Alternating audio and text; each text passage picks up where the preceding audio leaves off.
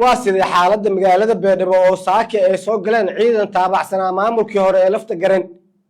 Dowladda Soomaaliya waxay sheegtay in la dilay xubno badan oo ka tirsan koox shabaab ah oo saaka magaalada Beledweyne soo weerartay sida ay hadalka u dhigtay. Xaaladda guud ee magaalada Beledweyne oo saaka mar qoran lagu waabiristay ciidan taabacsanaa maamulkii lafta garan oo gudaha u soo galay magaaladan kana dhex dagaalamaya.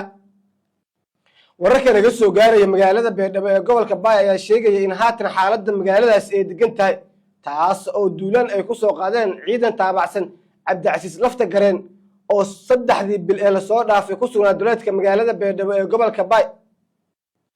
inkastoo dagaal aan sidaas u weyneyn uu ka dhacay markii ciidanka ay soo galiyeen magaalada Beledweyne, haddana mar qura ayaa lagu waabiristay xaafadaha qaar ee magaaladan ciidankan oo lagu arkayay iyaga oo markan sheegaya inay magaalada soo galeen.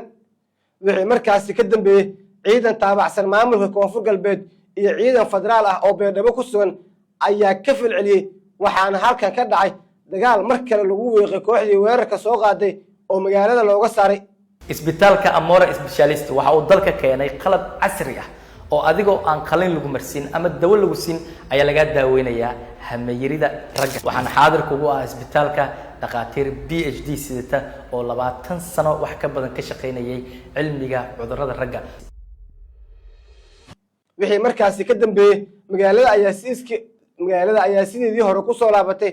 dowladana waxay sheegtay in Beledweyne ay kula dagaalantay maleeshiyaad shabaab ah sida ay hadalka u dhigtay, waxayna sheegeen in la soo bandhigi doono xubno badan oo kooxda looga dilay magaalada Beledweyne.